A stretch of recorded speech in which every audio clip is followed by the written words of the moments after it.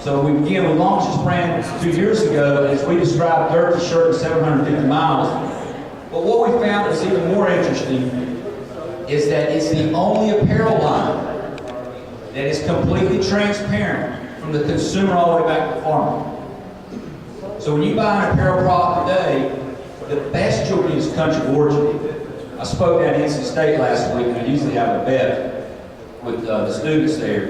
If they can tell me the country of origin that the shirt that they're wearing without looking at their label or having somebody look at it, will tell me the country of origin the product came from. 9 times out of 10, no clue. They bought it because it looked good or it was a good price. They never asked the question where it came from. So what we wanted to do is, every time you get one of these products, it's stamped in which the year the cotton is harvested. So you, the consumer, can go to the website and put that year in, and you can connect with everybody along the supply chain. You don't have to come to TS Designs. You can do it on your own. You can go all the way back to Ronnie Burleson, who's in New London, North Carolina. You get his picture, you get his email, his phone number, his address. Go see Ronnie. Again, that's the thing that we've lost in business, and one thing I've seen happen over the last 30 years being in business is there's that lack of transparency. Companies are not going to tell you. And one thing we're really challenged with in this country right now, and I'm worried about it because I believe it's the responsibility of the government, but a lot of times you see how who's putting pressure on the government for regulations, is you have really 2 areas. One area is the business side. Businesses aren't required to be completely transparent. Back to that, where our energy comes from. Duke Energy is not going to tell you about the coal from West Virginia and what they're doing to the environment. They're not required. They're not saying to break any laws or anything like that. But most consumers that you ask where electricity comes from, they don't have a clue. They just get a power bill. Same thing with food. Look at a McDonald's commercial on TV. Well, I got a better one in a second. Hold that thought right there. Not McDonald's. Let me see this on my next slide here. Yes. You see the sandwich here?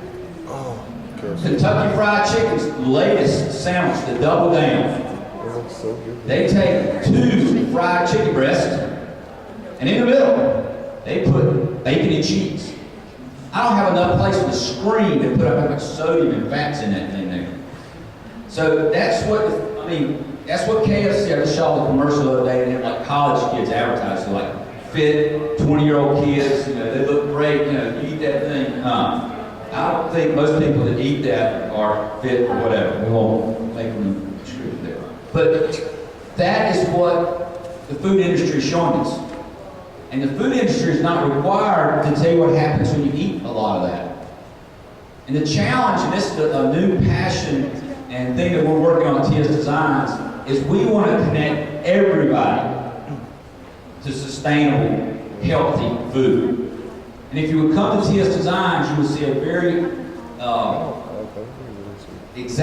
example of what's going on there. You walk through our facility, and you could pick out, we've got great employees, but you could pick out the employees that eat fast food 2 to 3 times a day. And the reason they do that is because of money, time, access, education. So we can sit here and talk to them all we want to. What we want to do as a business is help connect or help bridge our employees and show how companies can do that to this kind of food. Because what are their options? A farmer's market, back to that time and money thing. Whole Foods, back to that money thing. So we believe a business can be that bridge to get those people to access to this food here. So one thing we started a couple of years ago on our facility is our garden program. Years ago, we started off with square foot gardens where employees could sign up for a space that they could have their own vegetable garden, herb garden, flower garden. 2 years ago, we actually went out and hired a farm manager. We took a piece of land on our facility there, cultivated it, we fenced it. But last year, what we did is if you volunteered to work in the garden, you can take some of the food home with you. And we also used the food for company meetings and things like that. What we were finding is the employees that needed the most weren't participating. So we changed the rules this year. Everybody that works at TS Designs, including myself, salespeople that are out of town, they come to town, but everybody has to work in the garden 30 minutes a week. They get paid for it. But we feel like this is so important to us to engage people back to this type of food that we made it a part of everybody's job responsibility. So what we're doing is also we want to demonstrate the practicality of doing this. If we just pump a lot of money in this thing, it's hard to sell this to other businesses. So we're very concerned about what's it costing to do this.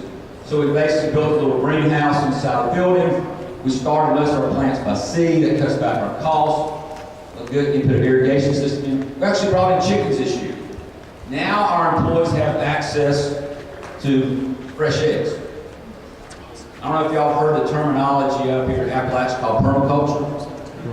Permaculture? You know what that? There's a great instructor down at NC State, Will Hofer, which I think is one of probably the foremost speakers in the state. We work with his students and work on a facility to, how do we make all these things work together? And again, along that path of sustainability, we've made a lot of mistakes. And an example of a mistake we made when we built the building 20 years ago, we put in the Bradford pear trees, which is a non-native, short-lived tree that does nothing for you except show some flowers. So what we're doing is those go out up in that top corner, we're putting in apple trees. Trellis down here, we're putting muscadines. So we're going to take that facility that we have, 4.5 acres, in addition to producing printed apparel there, we also produce food for our employees and healthy food. And again, we want to talk to other businesses about this because we're like a little industrial park. And if you look at all the other businesses in the industrial park, they don't look anything like us because we're the ones that have the high grass and a lot of trees and chickens running around out there. The other ones have those nice manicured yards and a couple ornamental trees and mow it every week. But we feel like this is the better model to have. Our employees are excited about it. I have my plant manager, as a matter of fact, brings his family out on weekends to do things in the garden because again, a lot of our employees don't have access to the space. So this is something we're really passionate about this year in connecting our employees back to food and being that link between access and price.